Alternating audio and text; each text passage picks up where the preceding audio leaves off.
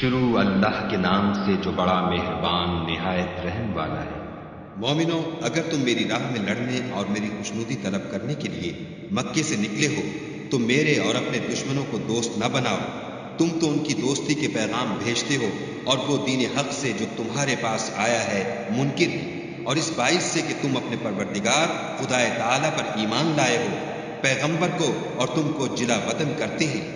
تم ان کی طرف پوشیدہ پوشیدہ دوستی کے پیغام بھیجتے ہو، اور جو کچھ تم مخفی طور پر اور جو علن اعلان کرتے ہو وہ مجھے معلوم ہے، اور جو کوئی تم میں سے ایسا کرے گا وہ سیدھے رستے سے بھٹک گیا۔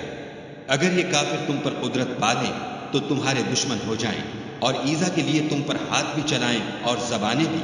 اور چاہتے ہیں کہ تم کسی طرح کافر ہو جاؤ۔ قیامت کے دن نہ تمہارے رشتے ناتے کام آئیں گے اور نہ اولاد۔ اس روز وہی تم میں فیصلہ کرے گا، اور جو کچھ تم کرتے ہو خدا اس کو دیکھتا ہے۔ تمہیں ابراہیم اور ان کے رفقا کی نیک چال چلنی ضرور ہے،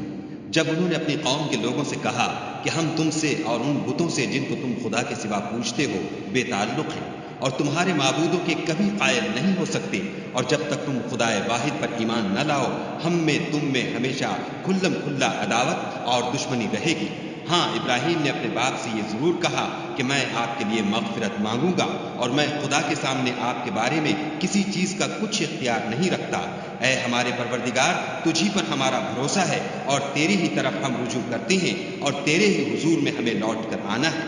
اے ہمارے پروردگار، ہم کو کافروں کے ہاتھ سے عذاب نہ دلانا، اور اے پروردگار ہمارے ہمیں معاف فرما، بے شک تو غالب حکمت والا ہے۔ تم مسلمانوں کو، یعنی جو کوئی خدا کے سامنے جانے اور روز آخرت کے آنے کی امید رکھتا ہو، اسے ان لوگوں کی نیک چال چلنی ضرور ہے، اور جو روگردانی کرے تو خدا بھی بے پرواہ اور سزاوار حمد و ثنا ہے۔ عجب نہیں کہ خدا تم میں اور ان لوگوں میں جن سے تم دشمنی رکھتے ہو دوستی پیدا کر دے، اور خدا قادر ہے اور خدا بخشنے والا مہربان ہے۔ جن لوگوں نے تم سے دین کے بارے میں جنگ نہیں کی اور نہ تم کو تمہارے گھروں سے نکالا، ان کے ساتھ بھلائی اور انصاف کا سلوک کرنے سے خدا تم کو منع نہیں کرتا۔ خدا تو انصاف کرنے والوں کو دوست رکھتا ہے۔ خدا انہی لوگوں کے ساتھ تم کو دوستی کرنے سے منع کرتا ہے جنہوں نے تم سے دین کے بارے میں لڑائی کی اور تم کو تمہارے گھروں سے نکالا، اور تمہارے نکالنے میں اوروں کی مدد کی، تو جو لوگ ایسوں سے دوستی کریں گے وہی ظالم ہیں۔ مومنو، جب تمہارے پاس مومن عورتیں وطن چھوڑ کر آئیں تو ان کی آزمائش کر لو،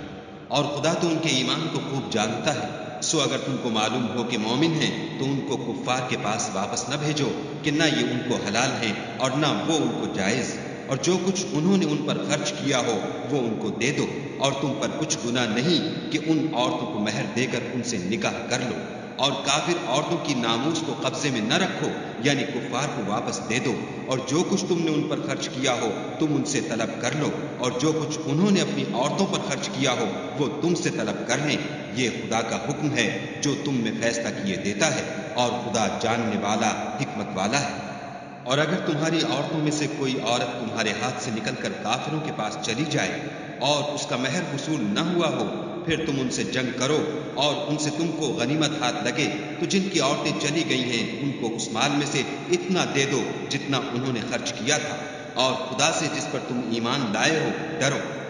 اے پیغمبر صلی اللہ علیہ وآلہ وسلم، جب تمہارے پاس مومن عورتیں اس بات پر بیعت کرنے کو آئیں کہ خدا کے ساتھ نہ تو شرک کریں گی، نہ چوری کریں گی، نہ بدکاری کریں گی، نہ اپنی اولاد کو قتل کریں گی، نہ اپنے ہاتھ پاؤں میں کوئی بہتان باندھ لائیں گی، نہ نیک کاموں میں تمہاری نافرمانی کریں گی، تو ان سے بیعت لے لو